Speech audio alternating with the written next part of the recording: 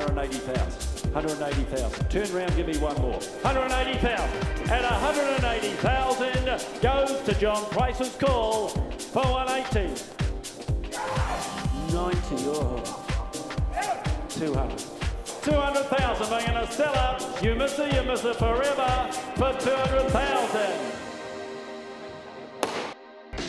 And Norzita on the outside and Longport on the inside. They've hit the lead together, about 3 lengths on Habibi. Norzita on the outside has put her head in front, but Longport won't go away. Norzita's just in front. She's about a neck clear of Longport and Norzita. Norzita goes on to win another Group 1.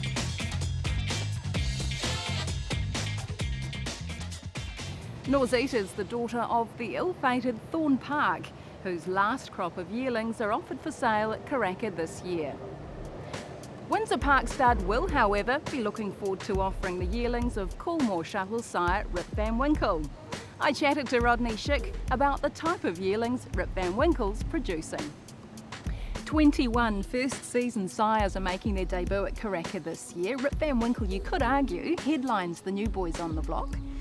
Rodney, how excited are you to be presenting his first crop? It's tremendously exciting to have a horse of Rip's ability and quality standing at stud. We're really excited. He's left a tremendous group of yearlings.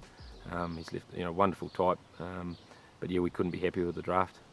Rip Van Winkle himself impeccably well put together as a racehorse. You cannot really fault him on looks or ability, and he's carried that through to his stock, hasn't he? He certainly has. He was a group winning 2-year-old, went on as a 3-year-old to win the Sussex and the Queen Elizabeth, and then as a 4-year-old won the Juddmonte International. So he could do that from 2, 3 and 4 and ended up with a time form rating of 134, so unbelievable. And look, we couldn't be happier with the stock. He's left that same strength and body that he has himself. They're really cracking types. Incredibly popular in Europe. His progeny is selling over there for up to 400,000 guineas.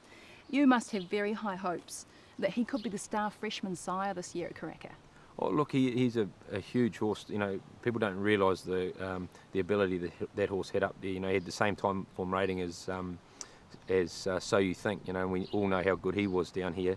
Of all Galileo's sons, he's the second behind Frankel in his rating. So it's huge, and the Europeans understand that, and I'm sure down here with the genetics we have in New Zealand, I really believe that he's going to go well down here. Well, let's take a look at some of those individual lots. Lot 106, the Rip Van Winkle Lioness filly. Yeah, I mean, she's a gorgeous filly. You can see that little bit of generous about her. She's got that flaxen mane and tail, and he was such a wonderful racehorse himself. But again, the same strength as most of the Rip Van Winkles. She's a half-sister to Lion Tamer, who was such a fantastic racehorse and unfortunately met his demise too early in his career. But look, she's a lovely filly. Lot 142, the Rip Van Winkle Monica Hall colt. Yes, well, he's in the same mould again. He's got that lovely colouring of the cell as well as line. That's one of the studs families that we've had for a long time. Monica Hall's done a good job at stud. She's left 3 very good horses, multiple winners. Half sister at the moment, Angelic Hall, looks like a very exciting galloper that we have, filly by Guillotine. So look, got a lovely pedigree. And he's a good type. Lot 183, the Rip Van Winkle Polish Princess filly. Yeah, this filly's got one of the nicest pedigrees, I would say, in the catalogue. It's a very international family, a Group 1 family. Polish Princess herself was a stakes-winning Group 1 place mare, and her first foal was a Group 2 winner, Group 1 placed he ran second in the AJC Derby, so she's kicked off very well at stud. She's a really good type once again.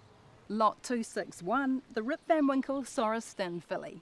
Yeah, this filly would be the strongest of the Rip fillies. She's probably got a bit of Volksred about her, and it's from one of our old Windsor Park families, from Just a Dancer, Field Dancer, Blanchard, and probably closely related in the second dam is Ferry Oak, filly by High Chaparral, so bred on the same cross.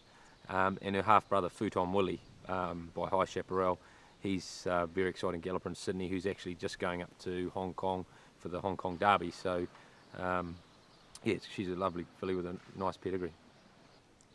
Lot 350, the Rip Van Winkle Akela filly. Now this filly, she's very much like her half-sister and Lady Kipling, got that lovely dark look about her. Once again, the same mould as the Rips, being quite strongly made, but as I say, her half-sister Lady Kipling's been a great galloper, won 11 races, Group 2 winner, Group 1 place multiple times, so she's also got a nice pedigree and should sell well. Lot 400, the Rip Van Winkle Carnarvon Colt. This colt is a really attractive colt, beautiful colour, out of a Volksrad mare, so once again got that bit of extra strength. Now for a later foal, he's well developed. Pedigree wise, he's a half to Castle Heights, who is a very good stakes winning horse,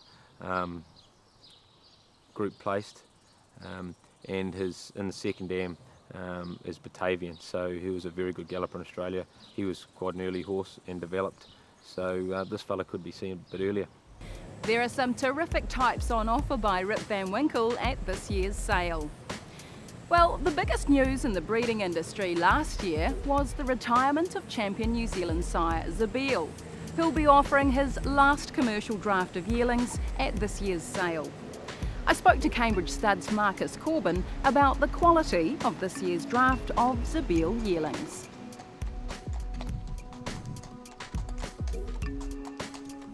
It made national news, such as the celebrity status he attained. Cambridge Stud recently announcing the retirement of one of our most influential stallions, Zabeel, heading into Karaka 2014. Marcus, how will that affect the way his yearlings sell?